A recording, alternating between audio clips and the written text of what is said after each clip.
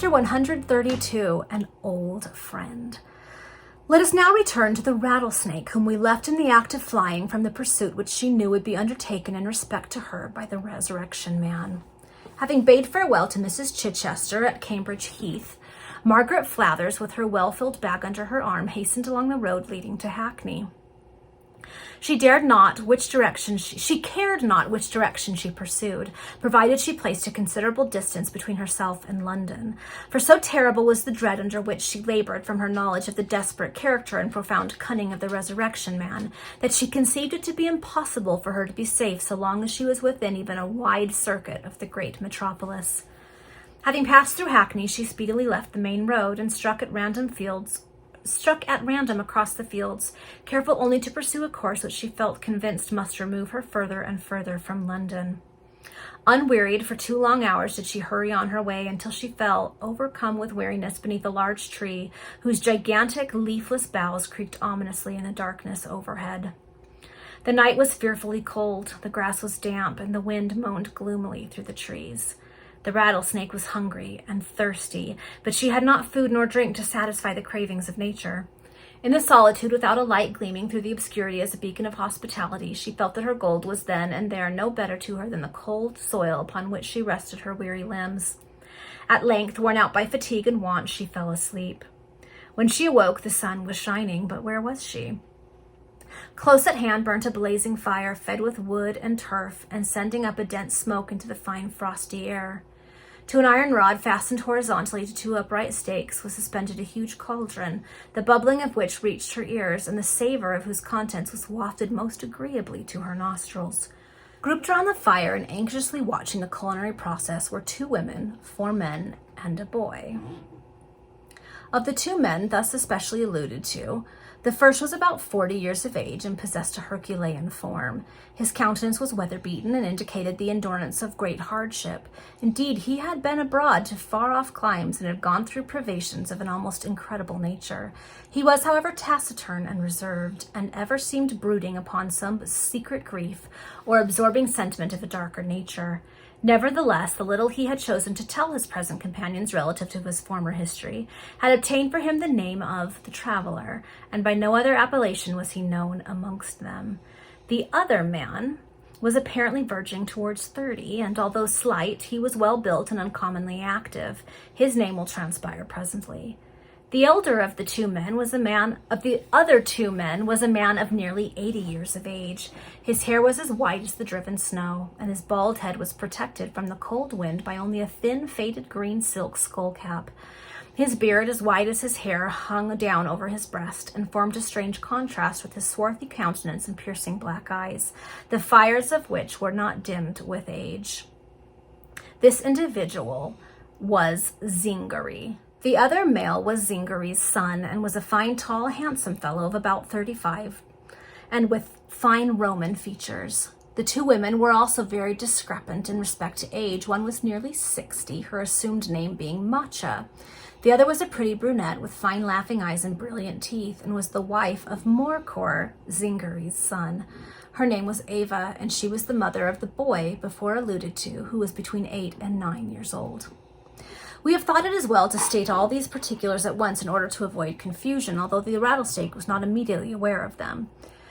When the rattlesnake awoke and surveyed this strange group, she instinctively felt for her bag of gold, and a scream of dismay escaped her lips when she perceived that it was gone. A loud burst of laughter emanated from the group. "Don't alarm yourself, my dear young woman. We have banked the rag, for fear that a buzzman should have nabbed you with it in your possession, but you shall have your regulars out of it, mind, whenever you want to pursue your way. Only as you've happened to trespass upon the dominions of his mightiness Zingary, you must pay a toll." While this individual was speaking, the rattlesnake, who had first been struck by the tone of his voice, considered him with great attention, and seemed to forget the loss she had sustained in the interest with which she contemplated the person addressing her. At length, when he had ceased to speak, she started from the ground, advanced toward him, and exclaimed in an excited tone, "Have not you and I met before?" "Not unlikely, my dear," was the reply. "Perhaps under the Screw, or in the Holy Lands, which I visit from time to time, or even in the bottom of the coal hell in the county of Stafford." It is," said the rattlesnake, ready to spring toward him and throw her arms around his neck. "Don't you remember me now?" Remember you, repeated the man slowly, and he gazed upon the rattlesnake's countenance for some moments. Then, as if a sudden light dawned in him, he started from the ground in his turn, crying, "May I never drink rum slim again if it isn't my old flame Meg Flathers." And they flew into each other's arms. "Zingery," said Skilligy, for this was the individual whose name we for a moment suppressed. He exclaimed when his embrace was over, "Allow me to present you to my wife, the lovely and accomplished Margaret Flathers." I didn't realize they were married. We didn't get to that point in her story. "She is welcome," said Zingery gravely. "Young woman, sit down and be welcome. We ask no questions whether you are our comrade Splice or not. It is enough for us that he acknowledges you as such. Aisha, welcome a daughter. Neva, greet a sister." The old and the young woman advanced towards the rattlesnake and took each a hand. "I welcome you, daughter," said Aisha. "I greet you, sister," said Ava. They then each kissed her forehead and resumed their seats close to the fire. "And I greet you too, my gal," exclaimed Morcar, thrusting out his muscular hand and giving that of the rattlesnake a friendly squeeze. "And now sit down," said Zingery, "and moisten your chaffer." "Ah, do," cried Morcar, "for you must want it after sleeping underneath that tree on the top of the hill, exposed to the cold wind and damp." This observation led the rattlesnake to cast a glance around her, and she found they were at the bottom of the deep valley, on the brow of which stood the tree to which Zingery's son pointed, and beneath which she had sunk exhausted on the preceding night. Meantime, Skilligalee had visited a covered van which stood at a little distance, and near which an old horse was quietly munching the contents of a capacious nose-bag, and in a few moments he returned, bearing with him a large stone bottle that might have held 2 gallons of liquor. From his pocket he produced a small horn cup, and pouring forth a bumper of rum, he handed it to Matcha. "No, there first," laconically said Aicha, pointing toward the rattlesnake, who was accordingly compelled to drain the horn before Matcha. "Good, isn't it?" asked Skilligalee, with a sly wink. "I felt very cold, and it has revived me," replied the rattlesnake. "And the contents of that pot will put you right altogether," said Skilligalee, pointing to the cauldron that was simmering over the fire. "I beg pardon," he added, turning toward Matcha and pouring forth another dram. She drank the contents of the horn cup without winking, and Skilligalee proceeded to do the honors of the bottle to the rest of the company. Having served them all, he approached the traveler, who had sat a silent spectator of all that passed. "Now, friend, your turn has come." "Thank you," said the man dryly, and having tossed off the liquor, he muttered, grinding his teeth, "And someone else's turn must come too, sooner or later." "Always brooding upon the same thing," exclaimed the laughing, light-hearted Skilligalee. "And if you had been served by a villain as I was," turned the traveler brutally, "you would long for the time to come to settle up accounts with him. Thank my stars we shall be in London tomorrow, and then... The remainder of the man's words were lost in mutterings, which, to judge by the terrific workings of his countenance, the violence with which he ground his teeth, and the convulsive rage indicated by the manner in which he clenched his fist, must have been a direful portent. But a few words which he had uttered struck sudden dismay to the heart of the rattlesnake. "Are you going to London?" she whispered in a tone of alarm to Skilligalee, who had now resumed his seat by her side. "Ah, indeed we are, my dear," was the reply. "The royal palace in the Holy Land is prepared for our reception, and this night at 9 o'clock does His Majesty make his triumphant entry, disguised as a timber merchant, into that part of his dominions." "To London," gasped the rattlesnake. Then I cannot accompany you.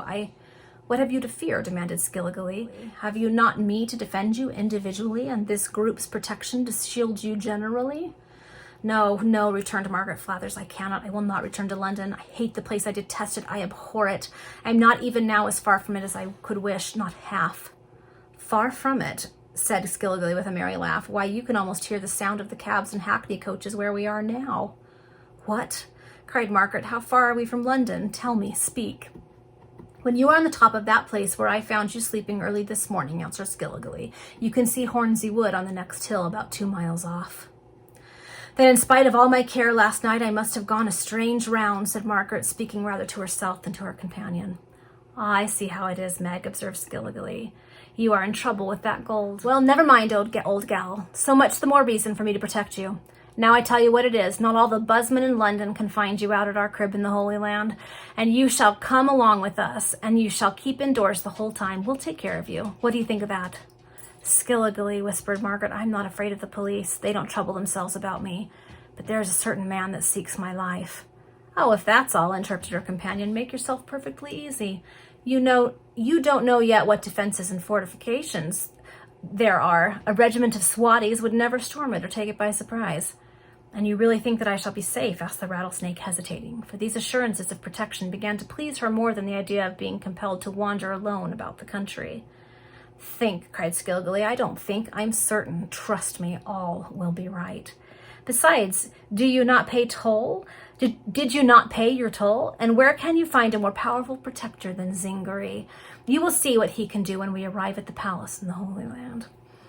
But will he keep all my gold?" asked the rattlesnake hesitantly. "Not all, my dear," said Skilgully. "1/3 goes to the box, another third to be divided amongst all of us here who picked you up, and the other remains at your own disposal. Are you content?" "Quite," said the rattlesnake, knowing full well that it was no use to remonstrate, and not unwilling, moreover, to pay handsomely for the protection promised her. While this conversation took place between the rattlesnake and Skilgully, the two women had prepared the repast. Zingari had in the meantime amused himself with what in his own lingo he termed cocking a brozoli, or smoking a pipe. The boy fetched the platters, knives, forks, spoons, and other accessories for the meal from the van. Morcar went to look after the horse, and the traveler was buried in a profound reverie. Thus the discourse of Margaret Flathers and her companion was as private and unrestrained as if no one had been by. Okay, now I have to say, I am so sure we're going to find out that the one they're calling the traveler is someone we've already met. And I'm trying to decide who it could be. We'll see. And now the immediate vicinity of the fire presented an animated and even comfortable appearance. Upon a huge earthenware dish was piled a stew which sent forth a most inviting odor. A goose, a sucking pig, 3 fowls, a couple of rabbits, and an immense quantity of vegetables greeted the eyes and pleased the olfactory nerve, and a couple of jolly brown quartern loaves flanked the feast. Every guest was furnished with a horn snicker or a drinking mug.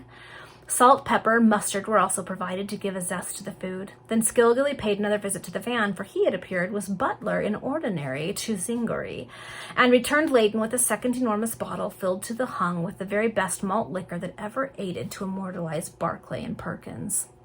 "All is ready," said Ava in a respectful manner to her father-in-law. Zingari stroked down his beard in a majestic manner, murmured a grace in a language totally incomprehensible to the rattlesnake, and then helped himself to a portion of the mess. This was the signal for the attack, and Margaret Flathers was by no means sorry to receive upon her platter, from the gallant and attentive Skilgully, a good portion of the savory comestibles. The traveler did his duty in respect to the repast, but he seldom joined in the discourse which seasoned it, apparently brooding over the one absorbing idea of vengeance, which now seemed to constitute the only object for which that man lived. Margaret Flathers could not help noticing the great respect which all paid to Zingari and Mokcha. They joined familiarly in the conversation, and it was evident from their remarks, especially those of Zingari, that they had traveled over every inch of Great Britain, not a crevice or corner of which was unknown to them. Margaret also gathered from their discourse that they had visited foreign countries in their youth, and Zingari boasted more than once of the intimate terms upon which he stood with the sovereigns of Spain and Bohemia. Morcar listened to his father with deep attention and marked respect, and expressed with deference his own opinions upon the various topics of discourse. Ava spoke little, but she was an interested listener, and from time to time she bestowed a caress upon her boy or exchanged a glance or a smile of affection with her husband. In a word, the members of the family appeared to exist upon the most comfortable terms with each other. When the meal was over, Skilgully beckoned Margaret Flathers aside and said, "We will go and seat ourselves under the brow of yonder hill and pass an hour in conversation. I have much to tell you, and you must have something to tell me." I have indeed," exclaimed Margaret as she accompanied Skilgully to the spot indicated, where they seated themselves on some large blocks of wood that lay there half buried in the soil. "Tell me, who is that moody, melancholy, scowling fellow that you call the traveler?" asked Margaret. "We know but little of him," was the answer. "He joined us, or rather we picked him up in a state of starvation a few miles from Liverpool about 6 weeks ago, and have allowed him to tramp with us because he was without friends or money. Moreover, he was anxious to get to London, and for some reason or other he is afraid to be seen on the high roads or in the towns and villages. So our wandering life just suited his convenience, and he feels himself safe in our company. He seldom speaks about his own affairs, but he has said enough to enable us to understand that he suffered deeply in consequence of the treachery of some person in whom he had put confidence, or who was his pal in former times, and he is going up to London with the hope of finding his enemy. He seems a desperate fellow, and I should not like to be the person that has offended him. I dare say he will leave us in London. As he was with us when we banked your rag, he will have his regulars, and that will set him up." "And you have no idea what he has been or who he is?" inquired the rattlesnake. We never ask questions, Meg. We listen to all that is told us, but we never seek to pry into secrets. Zingari was quite contented with seeing your well-filled bag, but if you remained in his company for 100 years from this time, he would never ask you how you came by it. All impertinent curiosity is against the laws of the Zingaris. But I was telling you about the man that we call the traveler. When his heart has been the least being warmed with sluicing his bolt or drinking, and cocking his brosley, smoking a pipe, he has told us strange stories of foreign countries, so that even old Zingari, who has traveled a good deal, has turned up the whites of his eyes. But there's no doubt that the sulky stranger has seen much, and gone through much also. He talks of the Cape of Good Hope and Cape Horn and Australia and heaven only knows what distant places, almost as well as you and I should about the coal hells in Staffordshire. And does he mean to kill the man that has offended him? Demanded the rattlesnake.